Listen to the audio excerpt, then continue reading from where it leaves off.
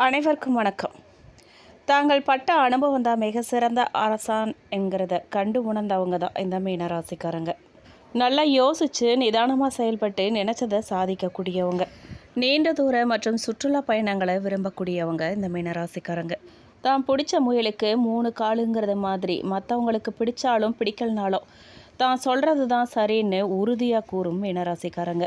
இவங்களுக்கு இந்த ஏப்ரல் மாத ராசி பலன் எப்படி அமைஞ்சிருக்கு அப்படின்னு சொல்லியும், நினச்சதெல்லாம் நடக்க போகுதா, அதிர்ஷ்டமாக இருக்க போகுதா, எந்த தெய்வத்தை வழிபடணும், என்ன பரிகாரம் செய்யணும், தொழில் குடும்பம் ரீதியாக எப்படி அமைஞ்சிருக்குன்னு சொல்லி விரிவாக இந்த வீடியோவில் தெரிஞ்சுக்க போகிறோம்.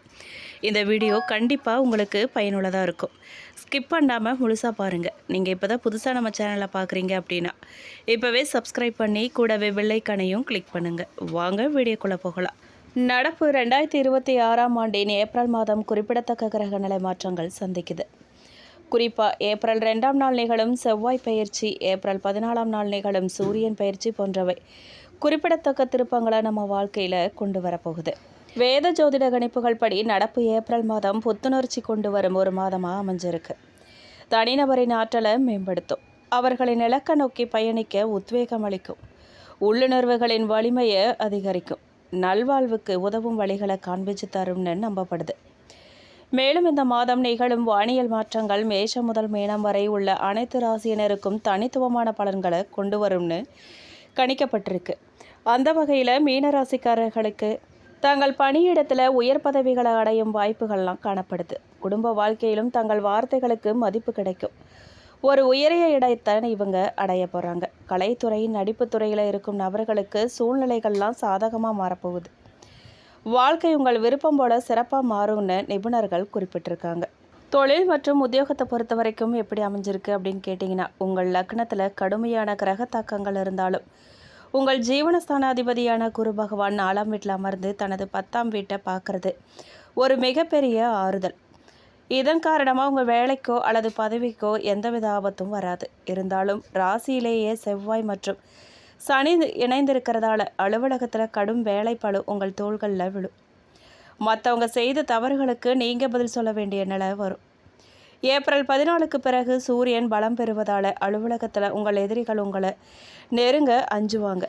நாளில் குரு இருக்கிறதால இந்த காலகட்டத்தில் உங்களால் ஒர்க் ஃப்ரம் ஹோம் செய்ய முடிஞ்சால் அது உங்கள் மன அழுத்தத்தை வெகுவாக குறைக்கும். சக ஊழியர்களோட வாக்குவாதத்தில் ஈடுபடுறதை நீங்கள் தவிர்க்கணும், பொறுமையை கடைபிடிக்கணும்.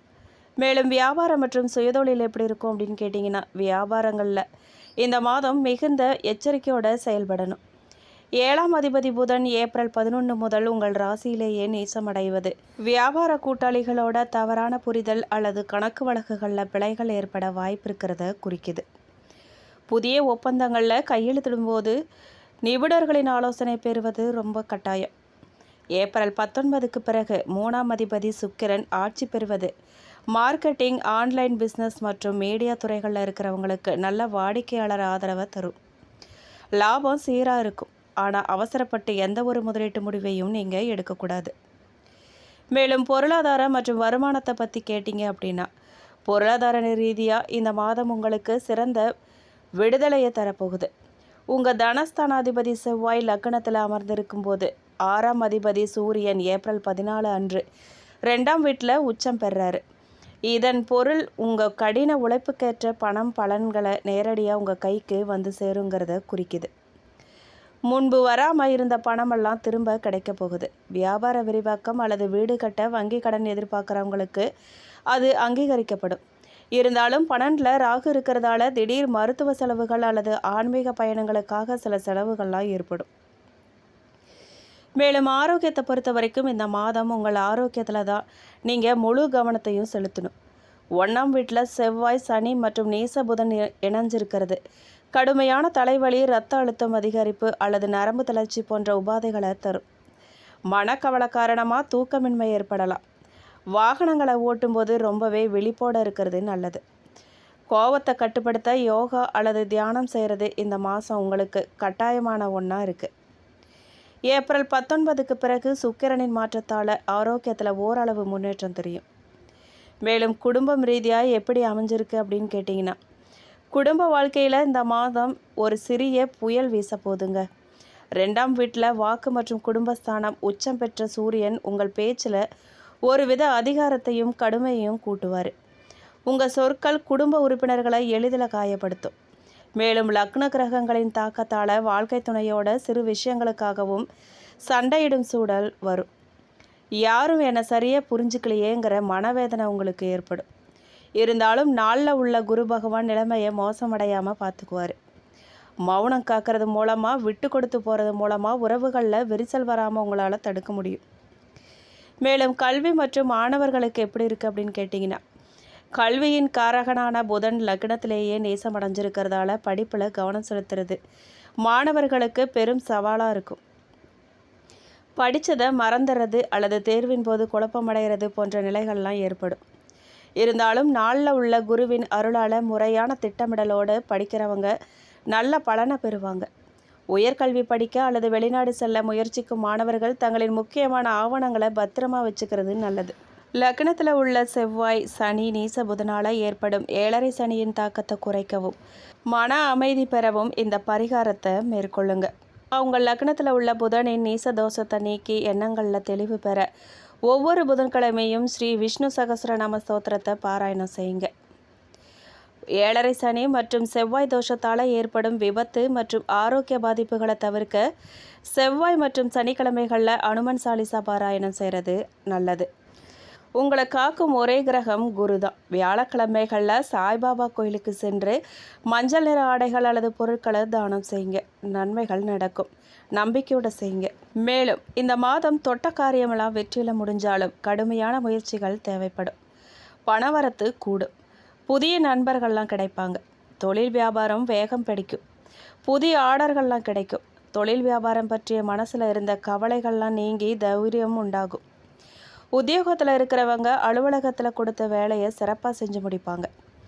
அலுவலக வேலையாக வெளியூர் செல்ல நேருங்க. குடும்பத்தில் இருக்கிறவங்களோட வாக்குவாதத்தில் ஈடுபடாமல் அனுசரித்து போகிறது நல்லது. கணவன் மனைவிக்கிடையே தேவையில்லாத மன வருத்தம் உண்டாகும். கவனமாக இருங்க. மருத்துவம் தொடர்பான செலவுகள்லாம் ஏற்படும். ஆயுதம், நெருப்பு ஆகியவற்றை கையாளும் போது கவனமாக செயல்படுறது நல்லது. பெண்களுக்கு புத்தி கூர்மையோடு செயல்பட்டு காரியங்களை வெற்றிகரமாக செஞ்சு முடிப்பீங்க. வீண் அலைச்சலை தவிர்க்கிறது நல்லது. மாணவர்களுக்கு சக மாணவர்களோட பழகும்போது கவனம் தேவை. கூடுதல் நேரம் ஒதுக்கி பாடங்களை படிக்கிறது நல்லது. கலைத்துறையினருக்கு பணவரவு ஏற்ற இறக்கமாக இருக்கும். எடுத்த முடிவை செயல்படுத்துறதுக்கு முன்னாடி ஒரு முறைக்கு 2 முறை ஆலோசிக்கிறது நல்லது. எந்த ஒரு காரியத்திலையுமே அவசர முடிவு எடுக்க தூண்டும். அரசியலில் இருக்கிறவங்களுக்கு எதிர்பார்த்த பதவி உயர்வு கிடைக்கும். கூடுதலாக உழைக்க வேண்டியதாக இருக்கும். மேலிடத்திலிருந்து வந்த கருத்து வேற்றுமை நீங்கி ஒற்றுமை உண்டாகும். எடுத்திருக்கும் அரசாங்க வேலைகள் மூலமாக நன்மை உண்டாகும் உங்களுக்கு. மேலும் பூரட்டாதி நட்சத்திரம் 4ஆம் பாதக்காரர்களுக்கு இந்த மாதம் எதிர்பார்த்த லாபம் வரும். தொழில் போட்டிகள் நீங்கும். உத்தியோகத்தில் இருக்கிறவங்க வாக்கு வன்மையால் காரிய வெற்றி பெறுவாங்க. குடும்பத்தில் வீண் விவாதங்களை தவிர்க்கிறது நல்லது. கணவன் மனைவிக்கிடையே திடீர் கருத்து வேற்றுமையெல்லாம் ஏற்படும். கவனமாக இருங்க. மேலும் குடும்பத்தில் இருக்கிறவங்களோட செய்கையால் மன உளைச்சல் உங்களுக்கு ஏற்படும். கணவன் மனைவிக்கிடையே வாக்குவாதங்கள்லாம் உண்டாகாமல் தவிர்க்கிறது நல்லது. பிள்ளைகளுடன் சகஜமாக பேசி வருவது நல்லது. அவர்கள் நலனில் அக்கறை காட்டுவீங்க. மேலும் உத்திரட்டாதி நட்சத்திரக்காரர்களுக்கு இந்த மாதம் நீண்ட நாட்களாக இருந்து வந்த பிரச்சனைகள்லாம் தீரும். பணவரத்து அதிகரிக்கும். கொடுத்த வாக்கை காப்பாற்ற முயல்வீங்க. உத்தியோகத்தில் இருந்து வந்த மறைமுக எதிர்ப்புகள்லாம் விலகும். தொழிலில் விரிவாக்கம் பற்றிய சிந்தனை அதிகரிக்கும். மேலும் வீண் அலைச்சலும் காரிய தாமதமும் ஏற்படுங்க. மற்றவங்களுக்காக பொறுப்புகளை நீங்கள் ஏற்கிறத தவிர்க்கணும். எதிர்பாலினத்தவரிடம் பழகும்போது கவனமாக இருங்க. நண்பர்கள் மூலமாக வீண் அலைச்சல் குறையும். நேரம் தவறி உணவு உண்ண வேண்டியதாக இருக்கும். நினைக்கும் காரியங்கள்லாம் தள்ளி போகும். மேலும் ரேவதி நட்சத்திரக்காரர்களுக்கு இந்த மாதம் நீண்ட நாட்களாக முடிக்க முடியாமல் இருந்த ஒரு காரியத்தை நீங்கள் செஞ்சு முடிப்பீங்க.